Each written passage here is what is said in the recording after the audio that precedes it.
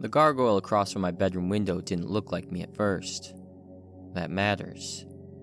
If it had looked like me from the beginning, I would have moved out after the first night and spent the rest of my life sounding insane to anyone who asked why. But it didn't.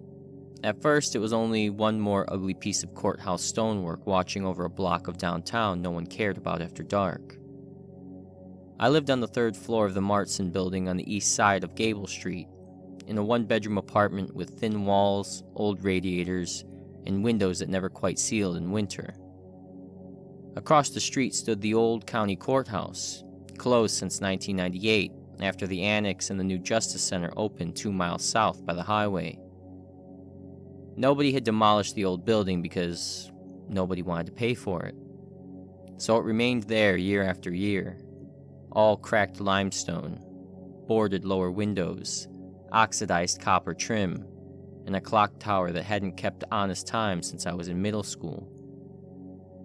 The whole block had that feeling some dead municipal places get, like they're technically still part of the town, but no longer part of its life. The gargoyles were original to the courthouse, 4 of them along the upper corners and cornice line, each carved in a different pose. The one outside my window sat above a decorative drain spout on the northeast corner, just high enough that from my bed I could see it by looking past the fire escape and across the street. It had a crouched body, folded wings, and one hand over the lip of the stone channel, and a face worn soft by rain. Not faceless, just indistinct. The kind of old carving your eye fills in lazily unless you decide to study it. I had been in the apartment a month before I really noticed it. The first week of December, the weather turned mean. Wind pushing dirty snow through the alleys, radiator knocking at odd hours, ice crusting over parked cars until they looked shrink-wrapped. I started waking between 3 and 4 most nights because the heat in the building worked on a system apparently designed by someone who hated continuity. Too hot at 11, cold by 2, hissing pipes at 3:15. That was how the gargoyle became part of my insomnia. I would wake, pull the blanket tighter, and stare through the thin gap in the curtain at the courthouse across the street. Usually there was enough light from the pharmacy sign on the corner and the orange wash of the street lamps to make out the shape of the thing on the roofline. One night I remember thinking it looked almost amused. That was all, a passing thought. The sort of impression you get from shadows and tiredness. Then, 2 nights later, I woke around 3:20 and had the immediate, sick certainty that something outside the window was looking back at me. Not moving or tapping, just looking. I lay there without breathing for a few seconds, staring at the gap in the curtain while my eyes adjusted. The gargoyle was where it had always been. Same crouch, same wings, same hand on the stone channel. But the face looked sharper than I remember. Not more human exactly, just less worn. Like rain had somehow undone years of erosion in one night and restored details that had been blurred away. The brow looked heavier, the nose narrower, the mouth less animal and more thoughtful. I told myself 2 things immediately. First, that stone looks different under different light. Second, that I needed to stop waking up at 3 in the morning and staring at old architecture like a widower in a gothic novel. The next day I'd mentioned it to Lena at work. Lena handled records in the probate office on the 2nd floor of the county administration, where I had spent the last 5 years processing file requests, scanning ancient property documents, and answering calls from people who thought the government can find anything if you asked with the right tone. She was the kind of coworker you could say odd things to because her first instinct is never judgment, only curiosity. I told her the gargoyle across from my apartment looked different at night. She asked, dead serious. Different how? Like, the face is changing. Into what? I almost joked. Instead I said, more specific. Lena stirred her powdered creamer into her coffee and looked at me over the rim of the cup. You sleeping? Not well. then there's your answer. She should have been right. I wanted her to be right. That evening, before I even went upstairs, I stood on the sidewalk in the cold and looked up at the courthouse corner from street level. The gargoyle looked ordinary. Worn face, broad nose, no resemblance to me whatsoever.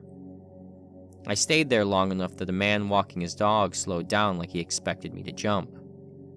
I laughed at myself, went upstairs, ate microwave soup over the sink, and promised not to look out the bedroom window if I wake up again.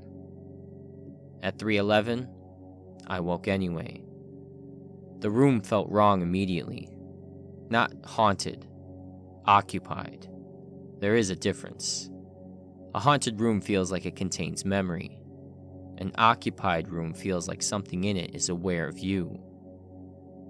I lay there with my eyes closed, listening. Radiator hiss, the distant grind of a plow 2 streets over, a drip in the bathroom sink I kept meaning to fix. And under all of it, faint but steady, the little metallic rattle of the fire escape outside in the wind. I opened my eyes and looked toward the curtain gap. The gargoyle was clearer than it had ever been. The face had changed. I know that now as surely as I know my own name. The nose was longer, the mouth narrower, the chin less broken looking, and the eyes, the carved hollows where the eyes sat, had the same tired downward angle at the outer corners mine had gotten after my divorce. That last thought embarrassed me even in the moment. There is something humiliating about recognizing yourself in a thing made to throw rain off of a courthouse. I got out of bed, crossed the room, and pulled the curtain open all the way. The street was empty, snowbanks gray at the curb, pharmacy sign buzzing weak green, the gargoyle motionless on the courthouse corner. And in the full view of it, the resemblance weakened. Not gone, just less certain. That became the pattern over the next week. In daylight, or from the sidewalk, or if I forced myself to stand there and study it like an object, the gargoyle looked like what it had always been, weathered limestone with the suggestion of a face.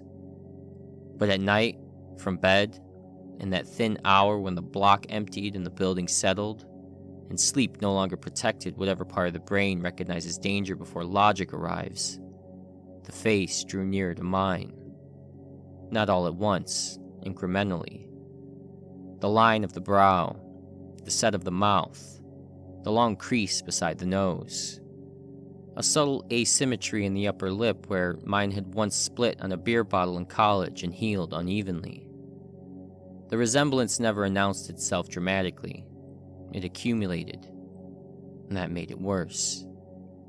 By mid-December, I had stopped sleeping in the bedroom altogether. I dragged a blanket into the living room and told myself I was doing it because the radiator worked better there. The truth was simpler. I didn't want to wake and find the gargoyle waiting at the window like a thought that had learned patience. I lasted 3 nights. On the 4th, I woke on the couch around 2:50 with my neck twisted wrong and the television still throwing blue static light across the room. I don't know what made me stand up. Some habit maybe? Some need to prove to myself that avoiding the window had fixed the problem? I walked into the bedroom. The curtains were closed. The room was darker than the rest of the apartment. And yet I knew with total certainty where the gargoyle was behind the fabric, watching the bed I was no longer in. That was the first time I thought about moving. It was also the first time I noticed changes in my own face. Not real changes at first. Just little moments in mirrors where my expression seemed older than the one I had meant to make. Once in the courthouse restroom, I looked up while washing my hands and saw my mouth set in the same tight, patient line I had spent the week trying not to notice in the gargoyle. Another time, shaving, I caught myself holding my head at the same slight forward tilt as the thing above the drain spout. Sleep deprivation explains a lot. People do startle themselves in mirrors. but sleep deprivation does not explain photographs. That part came from Lena. The county holiday luncheon was a miserable little event in the basement conference room with dry ham, canned green beans, and a folding table full of stale cookies. Lena took a picture of me with 2 other clerks and texted it later that afternoon because I looked, in her words, like somebody just explained death to me in accounting terms. She wasn't wrong. I zoomed in on my face.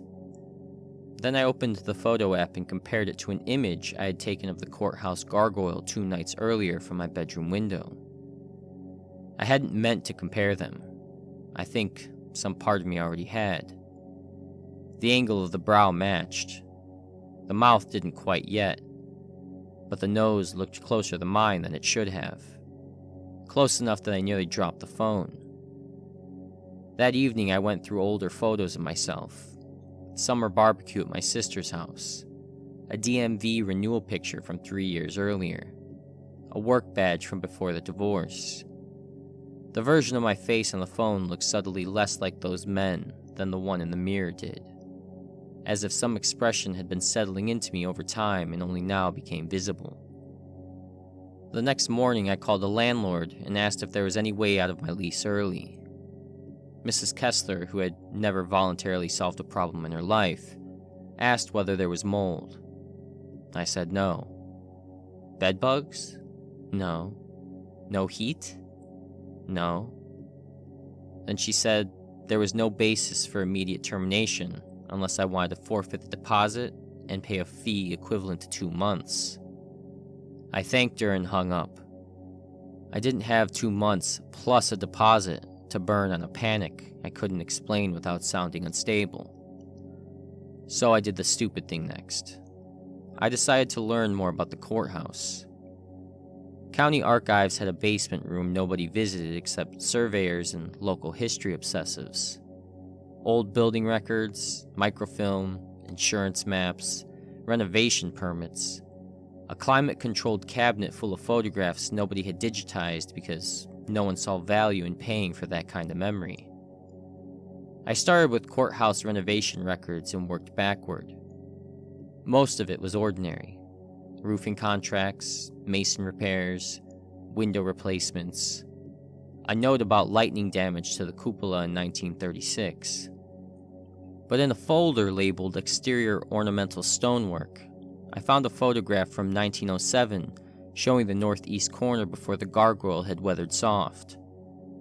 I took the file to the light table and stared at it for a long time. The original carving had not looked like me. That should have been a relief. Instead, it frightened me more, because it meant the resemblance was not something that had always been there, waiting for a tired mind to discover. The original face was leaner, crueler, more stylized.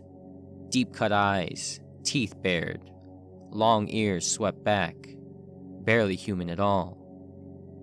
Someone had written a note on the back in blue pencil. Northeast waterspout figure replaced, 1954, after damage from fall. Replaced. I dug out the 1954 file. A county employee had been injured during overnight cleaning when a piece of exterior stone fell through the upper records window in courtroom B. The report described facial laceration and shock. Attached to it was a repair order for the northeast waterspout gargoyle to be recut by a local mason named Emil Varda, using the damaged piece as reference where possible. Then I found the newspaper clipping. Martson Ledger, January 12, 1955. County janitor still recovering after courthouse accident.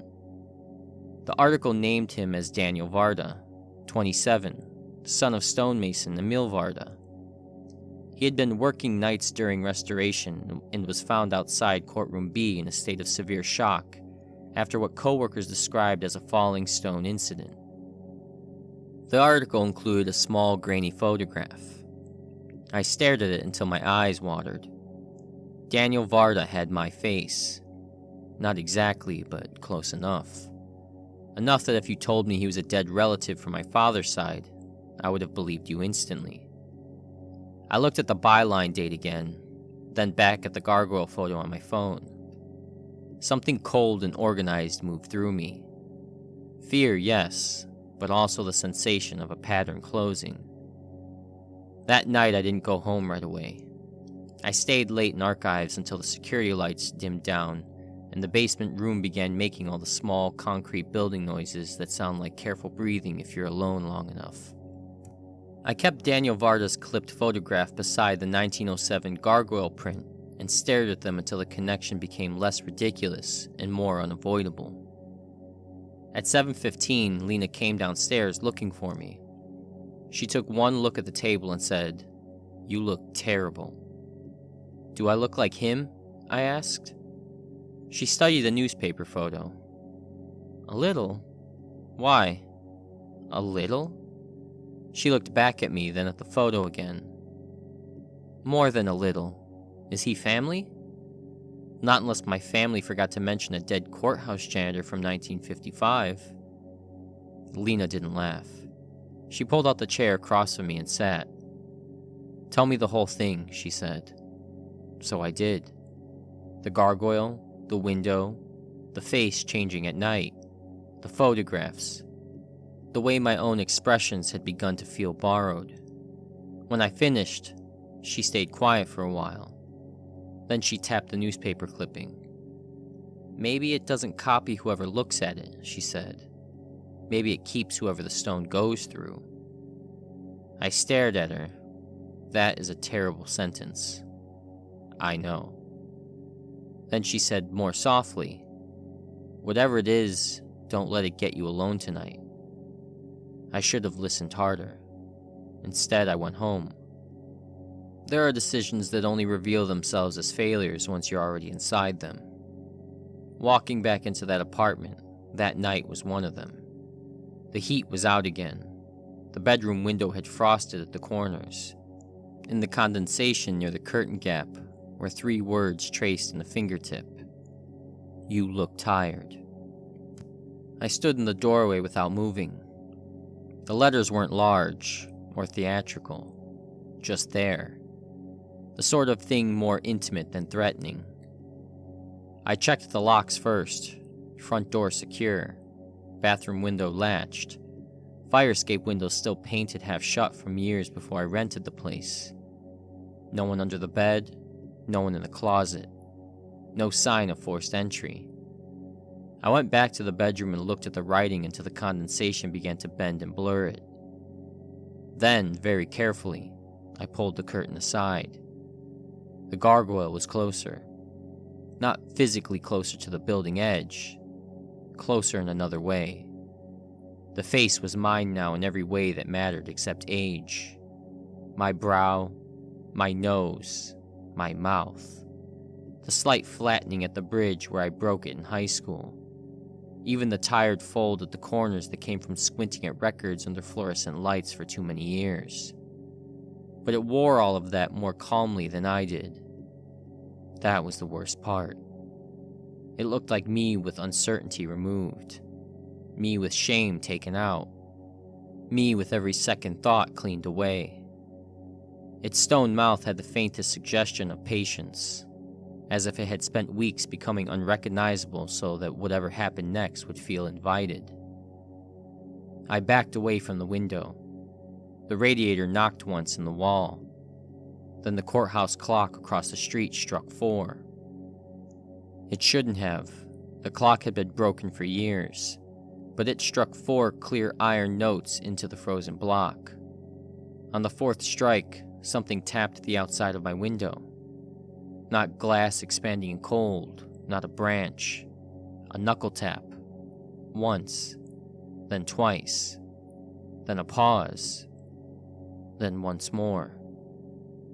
I didn't scream, but I wish I had. Screaming would have felt sane.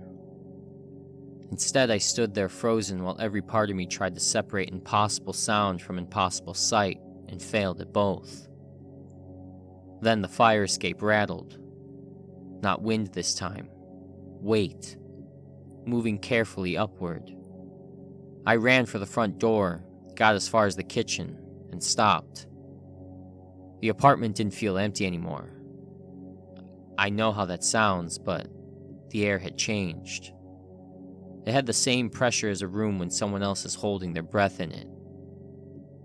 I turned slowly back toward the bedroom. The hall light threw a weak stripe across the floorboards. Beyond it, the room stayed dark except for the diluted orange from the street. In that light, I saw the curtain move inward. Not much, but just enough to show that something had come through the painted window frame without breaking it. Then a shape unfolded from behind the curtain. It was man-sized, only because it had been chosen to be. That is the closest I came to describing the first impression. The body looked carved at a glance and wrong at a second sight. Arms too long, wings or folded shelves along the back, fingers narrow and precise. The surface of it had the pale, chalked look of old limestone, but at the joints the shell thinned and you could see darker wetness moving under it like something alive wearing a monument. Its face was mine, not similar. Mine. Mine with the expression taken out and cleaned. Mine with the wear made ornamental. Mine as an object meant to outlast me. It stepped into the room without hurry. One hand brushed the blanket on the bed, then the frame of the mirror, then the top of the dresser, as if acquainting itself with things I had touched long enough to leave a shape behind. I don't know how long we stood looking at each other. Long enough for fear to give way to another feeling. Recognition, yes, but also violation. It hadn't become me. It had found the outline of me and hollowed it. And then it smiled. Emotion split the thin stone shell at the corner of the mouth. Underneath was not flesh, not exactly, but something pale and damp and very eager. And in my own voice, perfectly level, it said, "You can rest now." That was when I understood what it wanted. Not my life, my burden. The part of me that still carried shame badly enough to remain human. I grabbed the lamp from the kitchen pass-through and threw it.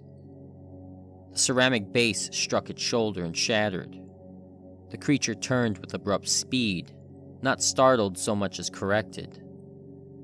It came at me low and fast, crossing the narrow hall with the same awful speed some animals have when they decide distance no longer matters. We hit the kitchen table together. A chair went over. The fruit bowl flew into the sink. Its weight was less than a man's and somehow harder to fight because of it. It clung instead of wrestled, hands at my shoulders, knee-like joints pressing into my hips, face close enough that I could smell wet dust and old stone warmed by room heat. It didn't try to bite me. It listened. That was the worst thing it could have done. The thing put its forehead against mine and went still. Every bad thought I'd been carrying for years seemed suddenly louder. The divorce, the things I had said because saying them first felt better than being wounded second.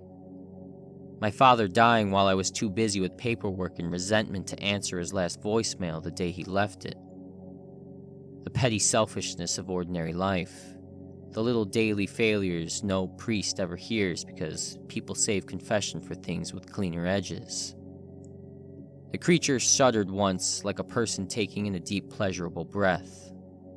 Then, with my face an inch from its own, it whispered, "There you are." And for 1 second I felt relief. Not from pain, from the possibility of no longer being answerable to it. That was the real attack. Not that it wanted to kill me. That part was easy. It wanted to inherit me cleaned of resistance. My hand hit the stove blindly and closed the cast iron skillet I had left drying there after dinner. I swung upward, the pan connected with the side of his head. Not a soft impact, a cracking one. The creature jerked away and hit the refrigerator hard enough to dent the door. A section of pale shell broke loose above one eye and fell spinning across the linoleum, Underneath was not another face. It was a cavity, dark and wet and still forming. As if the likeness were only ever a crust it built over hunger. That sight gave me just enough of myself back. I ran for the bedroom window, not because I had a plan, because whatever had come in wanted the room, the bed, the mirror, the place where I spent my most helpless hours. Breaking the window felt, in that moment, like the only way to break the arrangement. I snatched the desk chair and drove it into the glass. The first hit cracked it. The second sent the pane outward in a burst over the fire escape. Cold night air rushed in. The creature made a sound that was neither human nor animal. A grinding shriek like an old mortar splitting. I turned in time to see it recoil from the broken frame. Not from the air, from the jagged edges. The stone shell along its arms caught the draft and became flaking rapidly, as if exposure, or speed, or raw contact with the winter outside made it harder to hold the shape it had borrowed. It lunged anyway. I hit it again with the chair.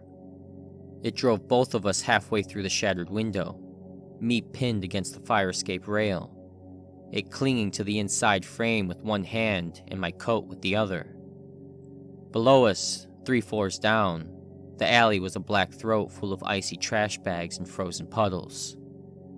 The creature's face was failing now, my features slewing off of it in pale chips, the mouth widening into something less human and more need. And through all of it, the eyes never changed. They weren't mine, they had never been mine. That helped. I let go of the chair with one hand, tore my coat half open, and drove my thumb into the broken cavity above its eye the same way you would sink a finger into rotten plaster.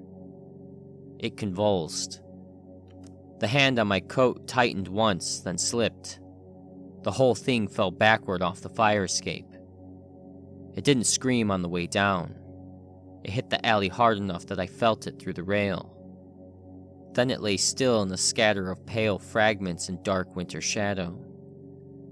I stayed there hanging half out the window until lights started coming on in the building around me. Mrs. Alvarez from 2B was the first person into my apartment. Then 2 men from the top floor. Then police.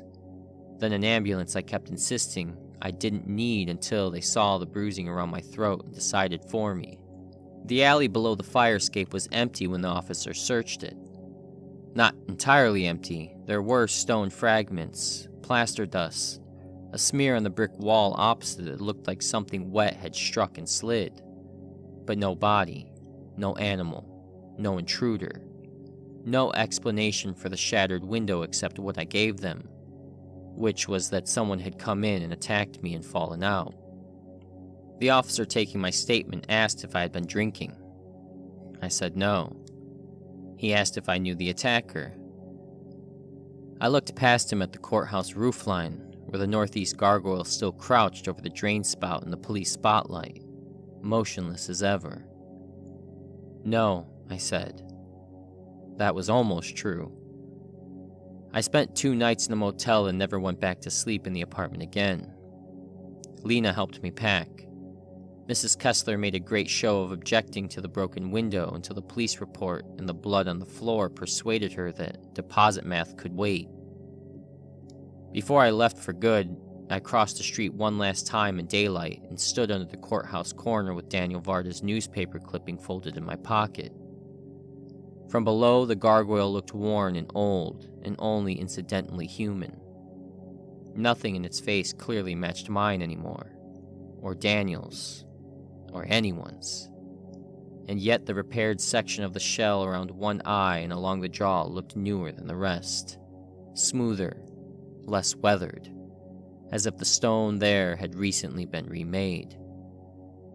I found one more thing before I left county employment that spring. Buried in an uncatalogued envelope of maintenance correspondence from 1956 was a handwritten note from a deputy clerk to the building supervisor. Mr. Varda had taken to standing under the northeast figure before opening and says it watches him in his own face, Please tell someone to remove it or remove him. There was no follow-up attached, no resolution, no record of the figure being removed. Only a later note about minor stone patching after winter damage. I think about Daniel often, not because I knew him, because I suspect by the time he sounded crazy, it was already too late for that part of him that knew which thoughts were his own. I don't live downtown anymore. I took a records job in another county, farther south, in a building made almost entirely of beige drywall and fluorescent regret. I sleep better there, mostly. But mirrors have never felt neutral again. Every once in a while, usually when I'm exhausted or shaving too early, I'll catch a version of my face that looks more settled than I feel. Cleaner, patient, not happier, just relieved of something I haven't yet agreed to lose. And last winter, when I came back to Morrow Creek for a records transfer, I drove the long way home so I wouldn't have to pass the old courthouse. I passed it anyway. You know how small towns are. Every detour becomes another road that still remembers the center. The block was empty, snow in the gutters, pharmacy sign gone dark, courthouse clock still lying to no one. I told myself not to look up. I looked up. There were 4 gargoyles on the roofline. 3 looked old. 1 looked like it was waiting for someone to notice what had changed. The one on the northeast corner had a face worn soft by weather. Not faceless, just indistinct. The kind of face your eye fills in lazily unless you decide to study it. As I drove past, the courthouse clock struck 3. And in the rearview mirror, for just a second, I saw the gargoyle's mouth settle into the expression I make when I'm about to tell the truth, and already know it will cost me something. So, if you ever notice something watching you from across the street, don't stare too long. Thanks for listening to Midnight Delight. Subscribe for more dark stories, and remember, never listen alone. Good night.